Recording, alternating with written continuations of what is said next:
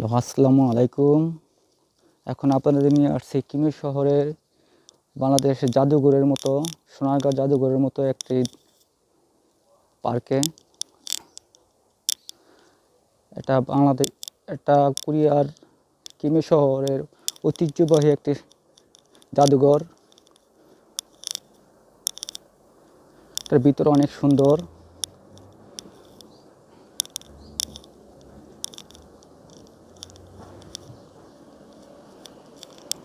এখন ভিতরে নিয়ে যেতেছি।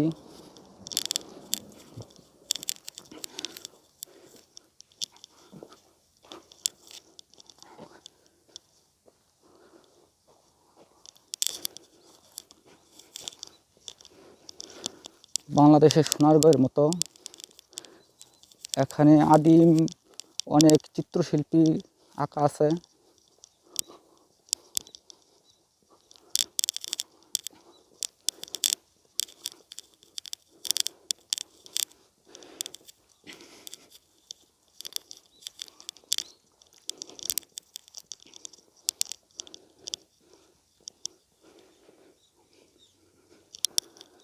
কোরিয়ার ঐতিহ্য।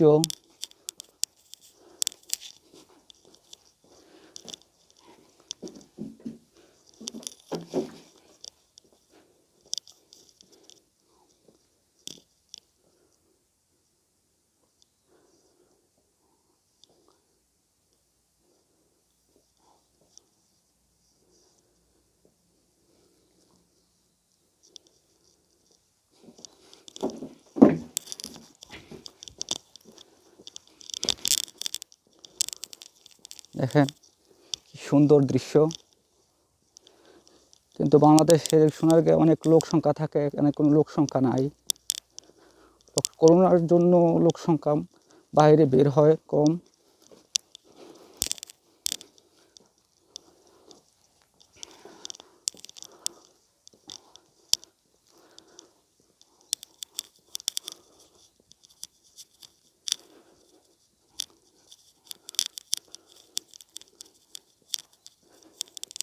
কিমি শহরের জন্য খুব সুন্দর একটা জায়গা।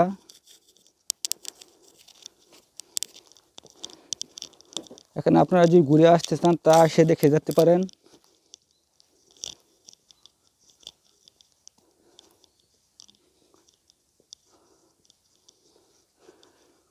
দুইজন মানুষ পাইলাম।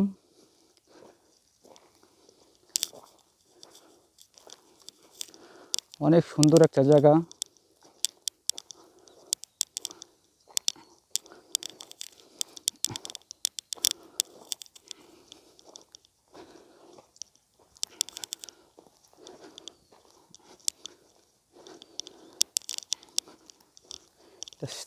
সেম বাংলাদেশের সোনারগাঁওয়ের মতো এখানে বিভিন্ন চিত্রশিল্প ভিতরে রয়েছে, ঘরের ভিতরে আছে।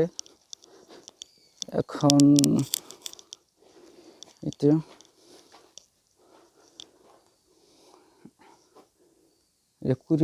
কোরিয়ার ঐতিহ্য।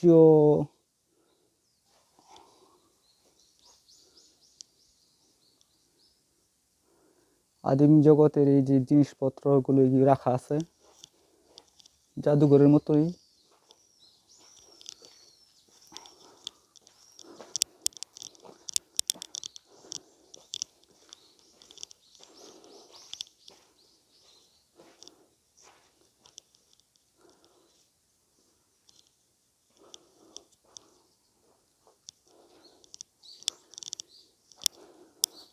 কি সুন্দর। আপনারা যদি ঘুরে আসতে চান তা এসে দেখে যেতে পারেন। একবার দেখলে আবার আসতে মন চাইবে। এখন একবার পার্কের ভিতরে ঢুকে যাব। এটারই একটা অংশ, জাদুঘরেরই একটা অংশ পার্ক।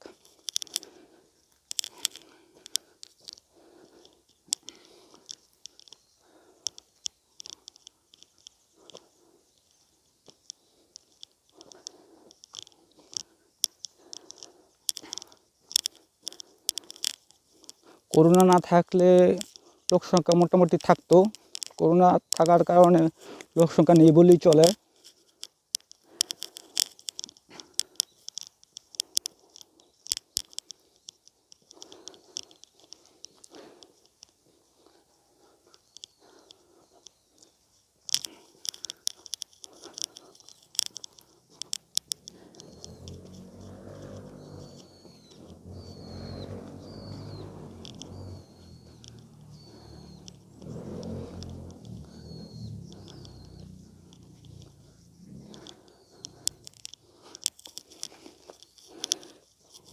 এখানে বড় বড় গাছ আছে, এগুলির বয়স প্রায় 50 বছর 100 বছর। দেখতে মনে হয় যে 3-4 বছরের। 10 বছর পরে যদি আসেন তাহলে এমনই মনে হবে, এটা বেশি একটা বড় হয় না।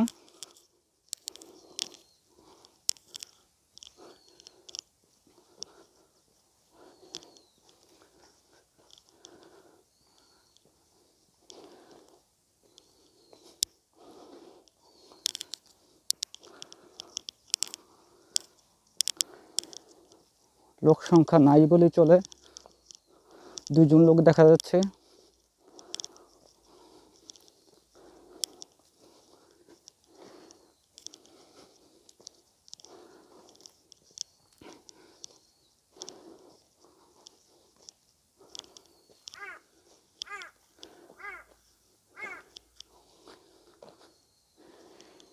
অনেকক্ষণ পরে একটা পাখি দেখতে পেলাম।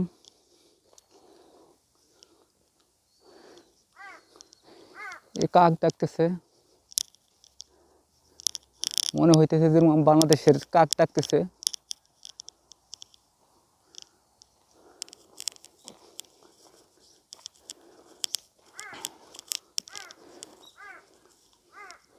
এই জায়গায় অনেক লোকজন এসে বসে থাকতো, কিন্তু করোনার জন্য লোকজন আসে না। একসাথে 3জনের বেশি থাকলে জরিমানা হয়, অনেক টাকা জরিমানা গুনতে হয়। এর জন্য লোকজন ঘর থেকে বের হয় না।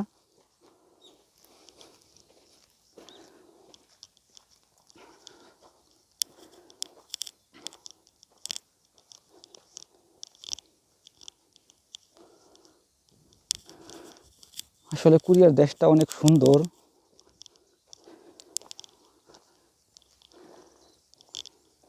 এদের দেশটাও সুন্দর এবং সংস্কৃতি সবই সুন্দর।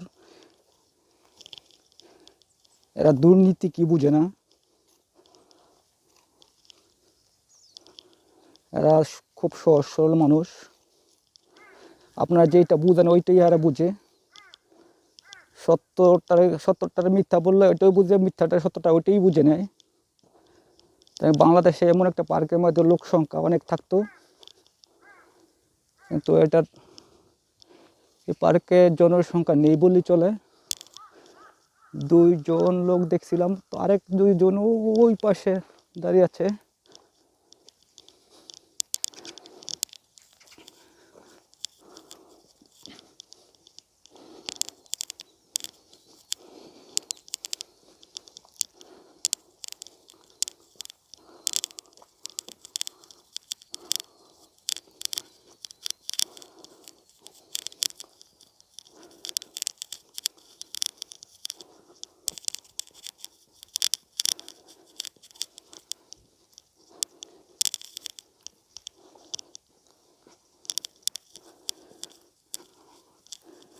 যা হোক, মোটামুটি এটা অনেক বড়, ভিডিওটা অনেক বড় হয়ে যেতেছে।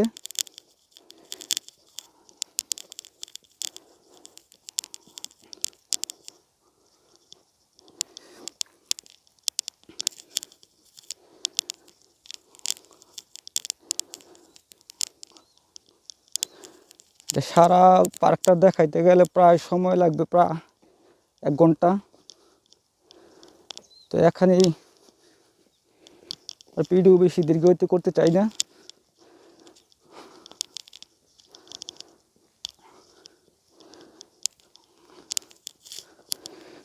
আজকে এখানেই বিদায় নিলাম। আমি মিলন, দক্ষিণ কোরিয়া থেকে। যদি ভিডিওটা ভালো লাগে তাহলে সাবস্ক্রাইব করবেন, তাহলে আবার মজার মজার ভিডিও পরবর্তীতে দেওয়ার উৎসাহ থাকবে। খোদা হাফেজ।